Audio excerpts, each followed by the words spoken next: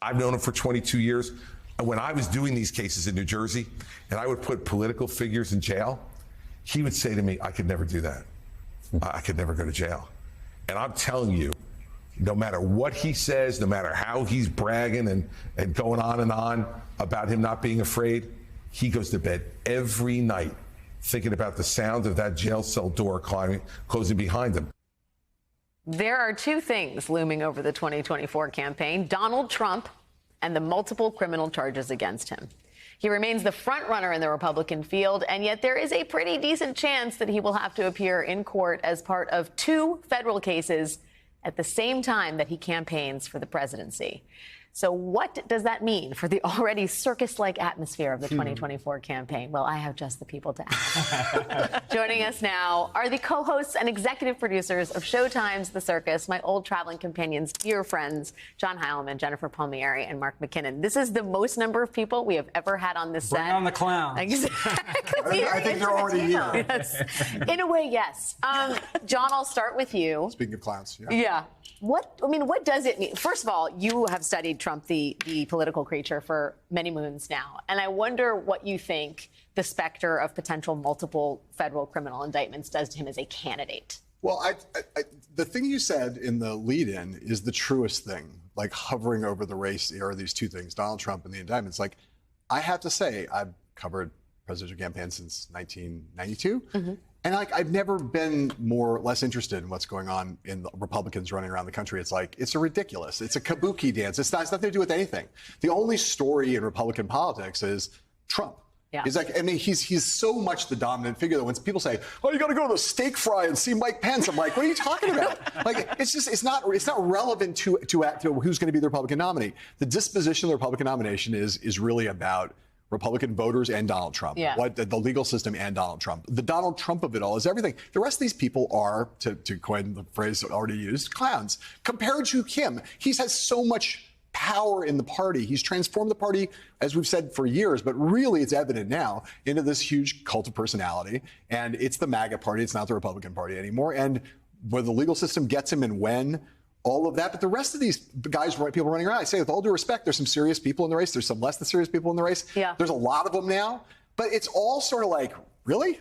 Like, I'm going to go pay attention to that? Yeah. It just seems irrelevant. Well, I guess you're not going to the steak fry with Mike Pence. But, I do have to ask, MCAT, the idea that Trump is going to be wounded by these indictments. Maybe with a certain subset of the electorate, but as a candidate, I feel like you guys specifically are going to be hearing about this at every rally that he holds, because he does draw strength from controversy. Well, and it's exactly what he wants. He wants to be the dominant piece of attention for all of us and all the media. That's what really matters to him. That's why he ran in the first place. He didn't think he was going to be elected president. He just knew it was the biggest stage, it was the hottest spotlight in the world. And so he's doing it again. And the fact is that he is going to absorb all of that. But he is a twice indicted, first time in 100 years to not be reelected and lose the House and lose the Senate. That hasn't happened since Grover Cleveland. And two indictments now, but there could be a third and there could be a fourth.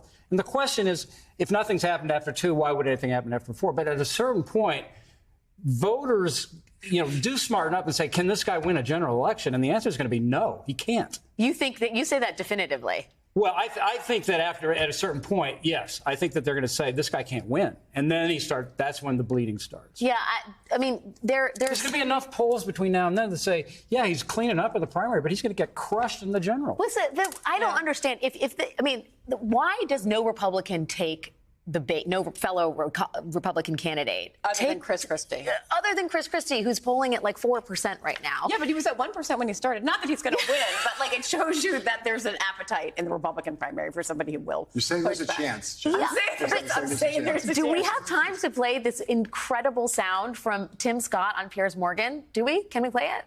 Oh, come on, let's play it. Let's play it. Please, let's. Okay. To win the nomination, you're going to knock out Donald Trump. How are you going to do that?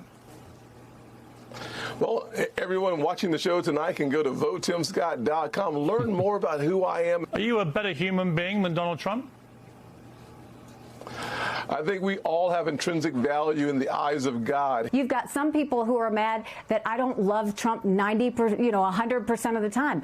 I don't love my husband 100% of the time. I mean, okay. Oh my God. I do. I love my husband 100% of the time. And bravo to you. Also weird to make an illusion between for president. like Donald Trump and your husband. But I mean, teed up. Here is a chance for you to say something critical about Donald Trump and go to timscott.com. You have to beat Donald Trump. Like that is what the Republican primary is about. And I saw Politico had a story today that said donors are now worried that DeSantis doesn't have the juice. And so donors really sharp. They're not the sharpest knives in the drawer. And so now they're taking a look at Tim Scott. But it's the most fundamental thing in politics. You define the differences between you and your opponent. If there aren't any, people say, well, I'll take the original. There's no difference. Yeah, and no one's looking, the whole theory of these donors is that people want an alternative to Trump.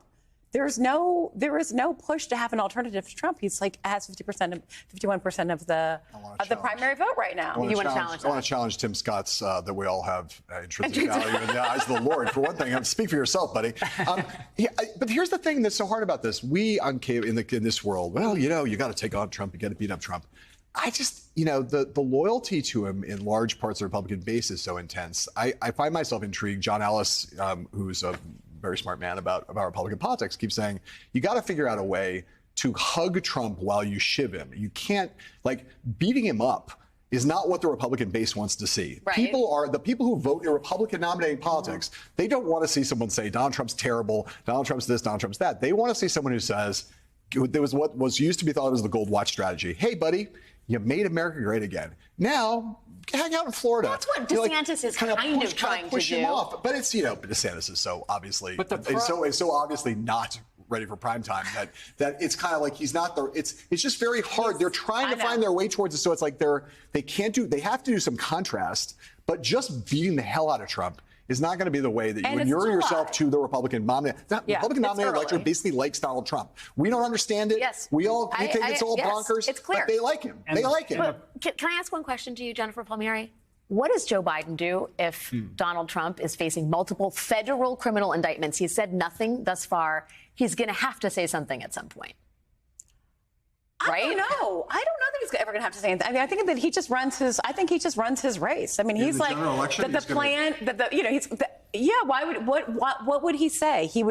What would he say? He would say there's a dangerous agenda that he followed, the MAGA agenda. He, disrupted our democracy. He doesn't respect our democracy. He doesn't have to go to the indictments. I don't see why he would really ever have to be in a position where he has to comment in a real way on the indictments. That's an interesting and important caveat, in a real way. Because the whole argument is this guy is chaos. And the indictments are another manifestation of the chaos. That was the rationale for his candidacy in the first place, to restore the soul of America. That's all he's got to say. He's got a great contrast.